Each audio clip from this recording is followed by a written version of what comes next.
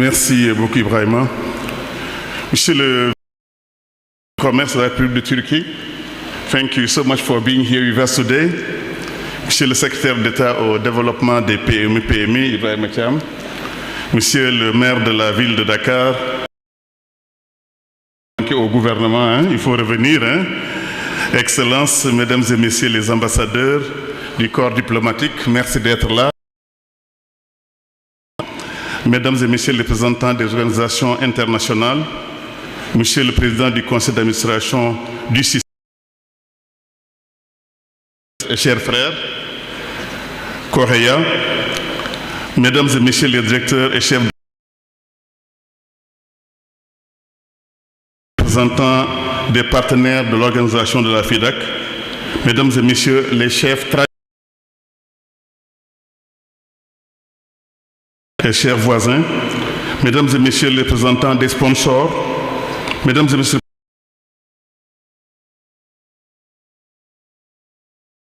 messieurs les représentants de la presse, mesdames et messieurs. C'est avec une salle au directeur que je suis sûr que ça ne va pas s'arrêter au 31 décembre.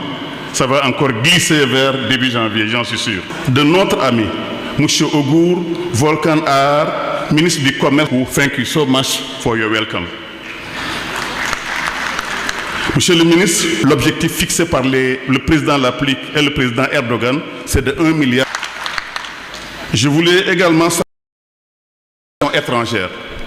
On l'a dit, il y a plus de 20. Il y a également beaucoup d'entreprises locales étrangères qui sont là. Je voulais vous saluer, mesdames et messieurs. Les artisans qui enrichissent cette manifestation économique et commerciale de leur savoir-faire et leur engagement depuis plus de 5 ans. Et l'animation la plus importante, c'est elle qui crée de la richesse, c'est elle qui crée de l'emploi. Votre présence donc témoigne de la vie du monde entier. Votre présence et votre enthousiasme font de chaque édition de la FIDAK un moment exceptionnel, comme disait Léopold Sédar Senghor, le rendez-vous du donner et du recevoir. Excellence 2025, transformation territoriale et développement inclusif reflète parfaitement l'ambition que le gouvernement du Premier ministre, M. Ousmane Sonko, nourrit pour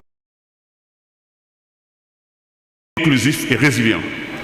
Cette vision qui guide l'action gouvernementale repose sur un aménagement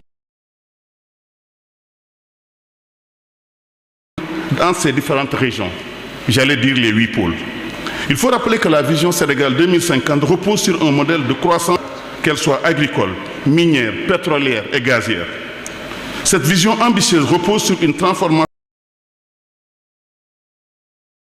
une compétitivité accrue, une attractivité renforcée pour les investissements nationaux et étrangers. Il convient donc de rappeler que l'ambition d'une dynamisation des 8 pôles économiques régionaux et une valorisation des filières porteuses. La territorialisation des politiques publiques, mesdames et messieurs, devient une priorité. Une priorité afin de réduire la centralisation, afin aussi d'assurer ses activités économiques, afin de renforcer la résilience de son économie. L'accent est mis d'abord sur l'industrie extractive, l'industrie manufacturière, l'industrie agroalimentaire et le secteur tertiaire, sans oublier l'entrepreneuriat et le développement. C'est pour ça que je voulais encore féliciter la Turquie, qui est un exemple de PMI. Le progrès technologique devient alors un levier clé du développement. À ce propos, la communication, la digitalisation, les services publics, c'est ça qui va favoriser les recherches, qui permettront de renforcer la compétitivité et l'efficacité dans plusieurs secteurs stratégiques. La préservation de nos sources naturelles également est à l'honneur. Nos forêts, nos mers, l'adoption d'énergies renouvelables sont également des impératifs. À ce niveau, il convient de dire que le Sénégal, l'exploitation de sources solaires et éoliennes sont importantes. Nous allons investir massivement dans l'exploitation du gaz pour le transformer en engrais, dans la base de pétrole.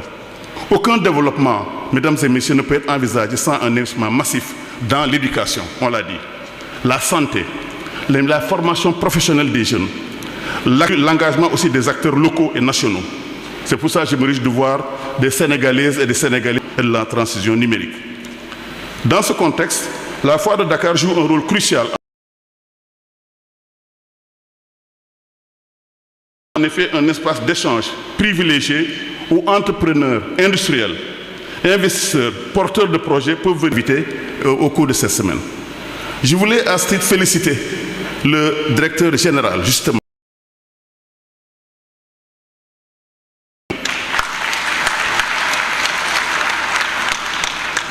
Monsieur le DG, depuis votre nomination, nous avons déjà observé que depuis quelques mois, vous êtes en train de l'organisation des foires nationales. Dans chaque année, vous puissiez organiser des foires, pas cette d'administration du CICES, sans lequel vous ne pourrez pas faire tout ce travail-là, qui sans relâche œuvre pour que ce magnifique... On a vu qu'il y a 50 ans. Pour les prochaines 20 décider que la CICES, le Centre international des échanges puisse se réunir. Il s'agit de fermer les yeux et se projeter dans... Il vous revient en particulier de saisir les opportunités que vous offre ce cadre de promotion qui est la foire internationale, à innover, à créer des synergies durables, un Sénégal prospère, riche, en éducation avec les aspects